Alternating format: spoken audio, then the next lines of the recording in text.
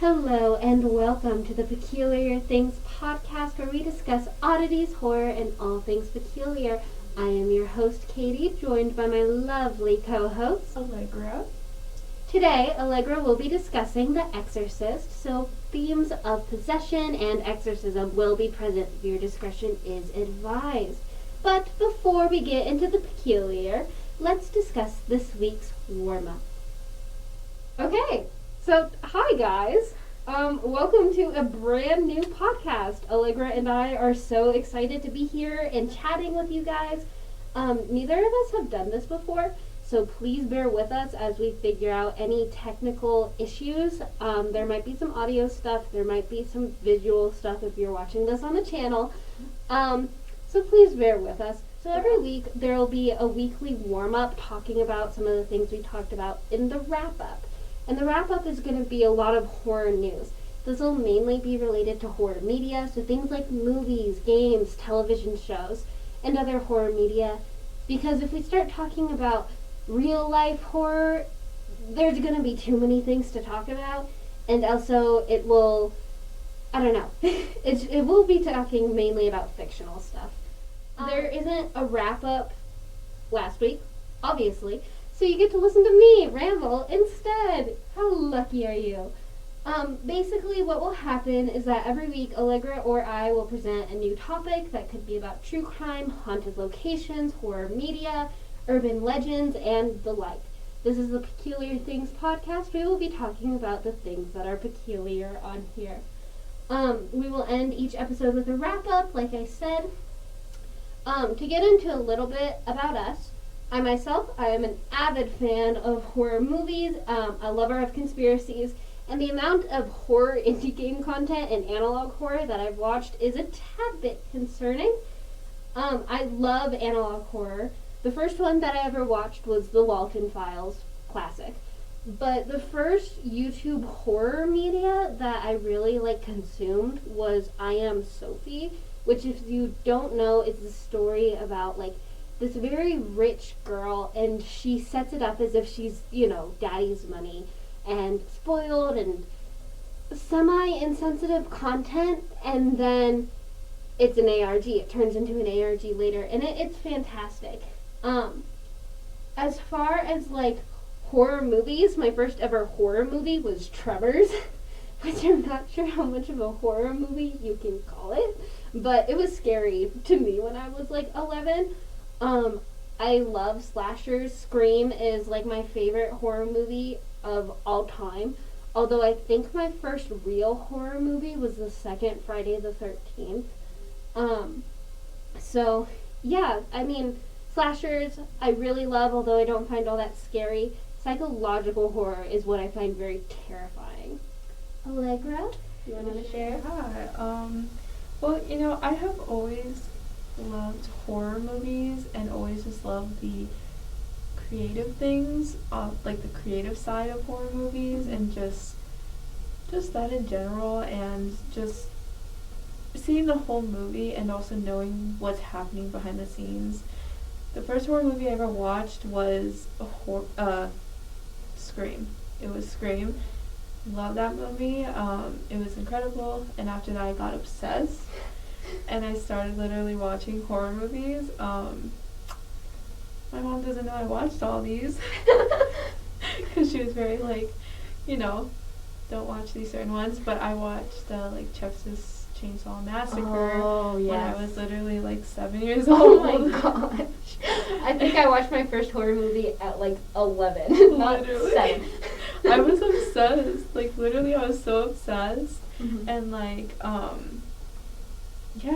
I loved it, and especially now I've gotten really into horror movies and just watching all of them, just today's topic, it's gonna be great. Okay, so as I kind of alluded to earlier, we will be talking about some true crime cases on this show, and deep dives into just purely fictional media. But for the most part, we will be talking about what I like to call dubious fiction. Is it real? Is it not? Nobody knows.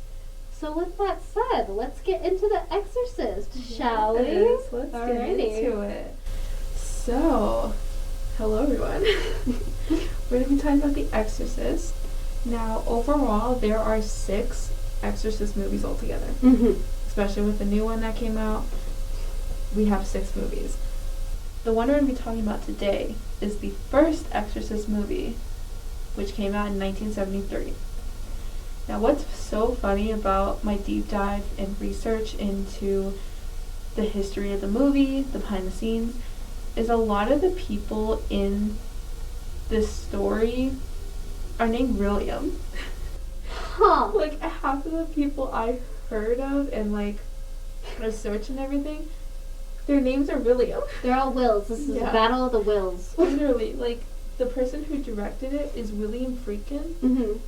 And then the person who wrote the story is William Peter Blatty. And you'll hear about another William once we get into it. I just thought that was so funny. I was like, there's so many Williams in this story. No, because I don't even think, like, William isn't all that common of a name anymore. So to have 3 of them be, like, so involved in one project is kind of surreal. Literally. Like, I was like, oh my god, okay. Hey, Williams. But, like, oh my goodness. So they're the ones that directed and wrote the film, the film that we all love. And also, I thought this was a really cool thing to bring up, is that this film has won 2 Oscars. Really? It won for Best Screenplay and also Best Sound. Wow. And, like, I feel like Best Screenplay nominations, not so much, like, Best Sound, but Best Screenplays are kind of rare for horror movies to get. I feel like this happens with animation, too. But I feel like the Academy tends to not really focus. Like, if you're going to be building a contraption to put, or a contraption. Yeah. I said that correctly. Yes. If you're going to be building a contraption to put your lead actress into, make sure the contraption's safe. Yeah. That's the smart thing to do. Literally. Make sure to double check it. Make sure it's good. Right. And so that's the start of it. Yes. Okay. Now we're going to get into the fire that happened on set. Okay, this is the thing that I know. I don't know details, but I know there was a fire on set. Yes. So, this is definitely the one thing that got people thinking this is really, like, something was happening on set that this happened. So, during filming in McNeil's house, now if you watch the film, there's McNeil's house, which is where Regan's, it's her house. So, while they were filming in it, nobody had any idea, and then while they were filming, all of a sudden, the house starts going in flames. It goes in flames, and it's just, it was a lot that was happening. And they don't know how the fire started? Well, that's where the director officially said that in the circuit box, like downstairs where the circuit box, a pigeon flew into it. Which kind of, like, I'm not sure about it. Doors? Pigeons don't have an interest in, like, flying indoors like that, really. Like, we see them in stores sometimes, and, like, I don't see that. I can't see that. No, me neither. I can't. And I'm not saying this to be like, ooh, it's definitely haunted, but like, a pigeon? Yeah. No. Yeah. I'm like, it's very random. Yeah. And very interesting, but William Friedkin said that he thinks that that's what sparked the fire. So he specifically says he thinks. So might not be it, but he thinks that's what happened. But one of the crazy things that happened while this fire went up is one room was not touched with that flame. Oh God. It was Regan's room. The girl who gets possessed. Yeah. That's... Yeah. Yeah. That's unreal. I know. That's a little bit like, okay, wait a minute. Because out of all of the whole house full on went up in flames. Right. Except for the demonic girl's room. Right. Especially, and like, where was her room set up? Was it like in the center of everything? No, it wasn't. It was like on the outer side. So was it just could have insane. potentially been untouched, but not really, because, like, Yeah. I don't know, if the entire place is kind of going up Yeah. in flames, Yeah. then you would assume all of it is going up Yeah. in flames, especially if you're kind of on the outskirts of it, if the entire outside caught fire first Mhm. and then worked its way in. Yeah. But no, that is definitely an eerie I coincidence. know, it was just so interesting, and I was like, I don't know. Yeah. I don't know about that one. It's very interesting. But that is the second one. Mhm. Now we're getting to our last one before we move on to some other things, which is the 9 dead people. Oh my gosh! Like, you can't. So far, okay, we've got like an actress broke her lower back, which is unfortunate, but also even like very unfortunate. But it's also can be kind of common in the film industry, which I think speaks to like the fact that we don't check enough about like, hey, is this contraption safe? Is this is there a trained stunts person on here who knows how to handle this? Do they have medical personnel on site? Things like that. So we go from a tragedy to something that's a little spooky, a fire and doesn't touch the demon's bedroom. Yeah. And then we have dead people. Yes. So during the whole production, ever since it started, throughout the production, people were dying. And it wasn't on set. Right. It wasn't like natural causes. Like one of them literally he was a cameraman and he full on got hit by a car. Yikes. And that's what I'm saying is like it wasn't like the same thing over and over again. They had different reasons for it, but it was just insane because a lot of the crew were just up and dying. Yeah, I feel like the amount of the number of that, like 9 people in the span of them filming.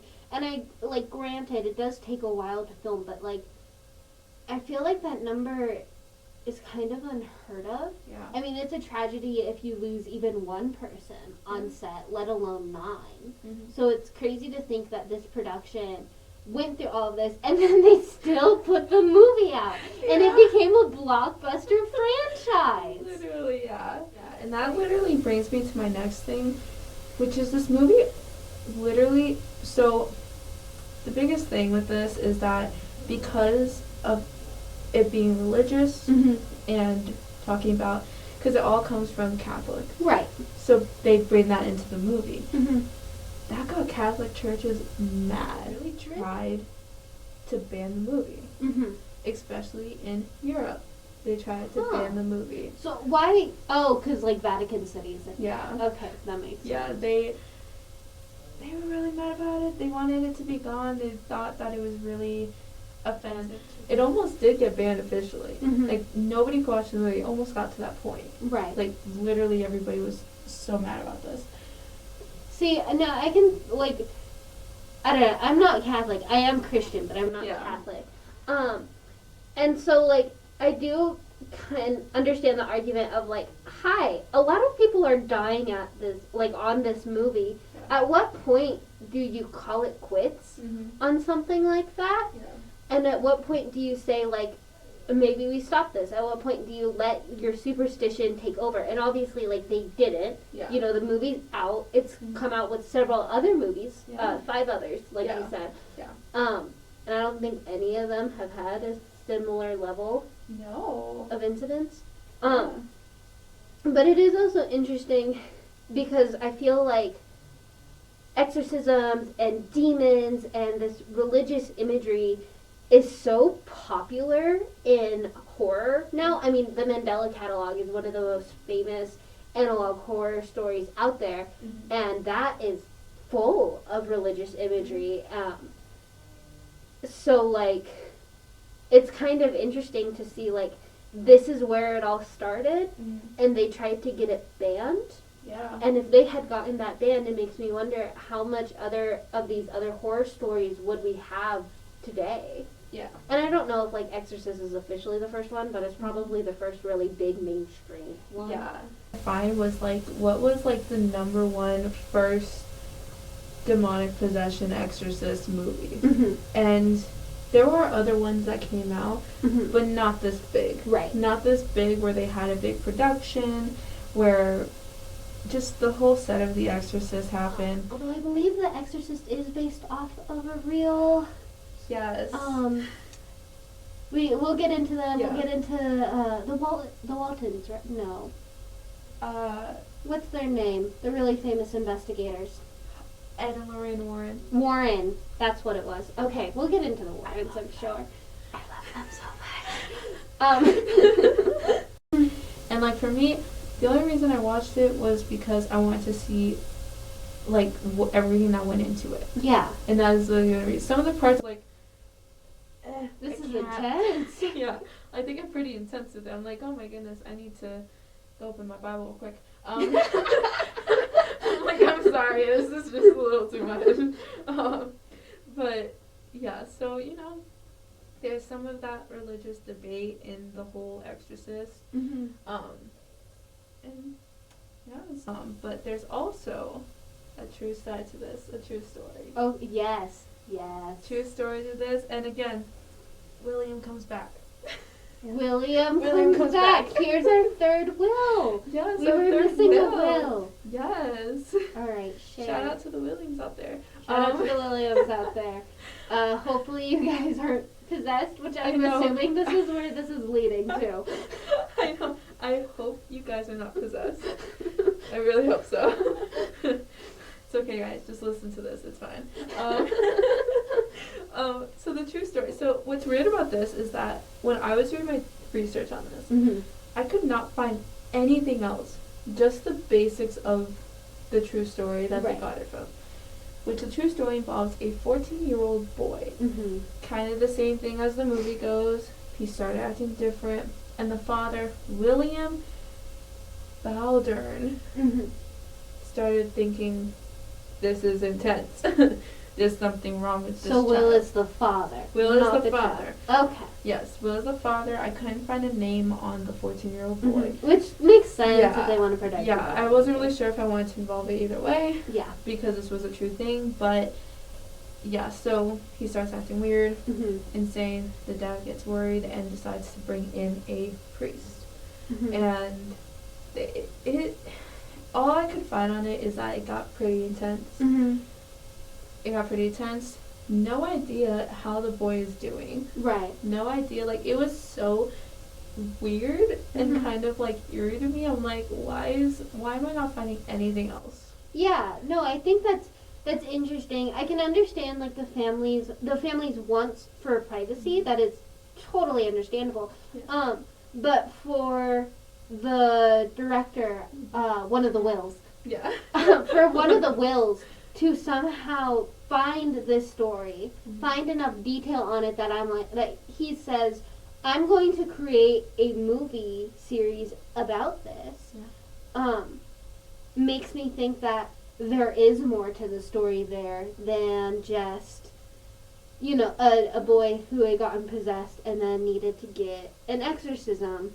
Mhm. I'm curious about what made this story so different. Why was this the one that William latched onto? Was it just the name connection? Yeah. Is that it? But that is basically the cover of The Exorcist. Okay. Yeah, there was a lot. We went through a lot. You know, I hope Linda Blair's doing good now. Yeah. Now, overall, this says, always be safe on set. Yes. Take safety procedures. Make sure to double check the things that you make. Yes. These contraptions. Yes. Please double Yes. check your contraption. Yes, and just make sure that everything's safe and everyone's good. Harry says hi. Hi. Yes, this is our little mascot. This little is our kitty. mascot. Yeah. This is Harry. If you're listening to this, you can't see Harry. He is a little black rabbit with a bunch of pins. It is very Yes. fun. He's so cute. He is. We love him for that. So, I think That's about everything. That's for about the everything. Exorcist. Yes. I'm realizing now my jacket kind of fell off my chair at some point during this process. So that'll be fun to figure That's out a what that little was. eerie. Well, with that, I say let's get into the weekly wrap up. So, with that said, David F. Sandberg, the director of Shazam, Annabelle Creation and Shazam Fury of the Gods, and Gary Dauberman, screenwriter of Annabelle Creation, will be partnering to bring us a horror movie based on the game Until Dawn sometime whenever. That's now in the very early stages of pre-production. It's just been announced. Night Swim was released on the 5th of January in the United States, UK, and Australia. It was released by Universal Studios, but was produced by Blumhouse Studios, who had a major success last year with the release of Five Nights at Freddy's. Saw that movie. If you're a fan of the games, watch it. You'll like it. It's amazing. If not, then it's a fun movie. It's a good time. I wouldn't say it's anything brilliant, but like if you're fans of the game, go watch it. It was a fun time. However, Night Swim doesn't seem to have that same success, as it is currently rated as a 5 out of 10 on IMDb and a 23% critic score on Rotten Tomatoes. However, The Beekeeper was released on the 12th of January, and that's distributed by Amazon MGM Studios. The Beekeeper currently has a 6.8 on IMDb and a 70% critic score on Rotten Tomatoes. So, talking about some more television side of things, is that apparently a television series based on the Alien franchise is currently undergoing production, although we don't know like a release date yet or even really what it's called. And it seems like adaptations are really going to be the theme for 2024, as both The Conjuring and Friday the 13th are set to get their own televised series. The Conjuring series is still untitled, although Friday the 13th is now confirmed to be called Crystal Lake. Oh. So, I love Friday the 13th. Yes. Hopefully that's a good one. And I believe earlier I brought up the Warrens. Mm-hmm. I believe that I thought they were part of the Exorcist. They're the Conjuring. The Conjuring. They're the yes, Conjuring people.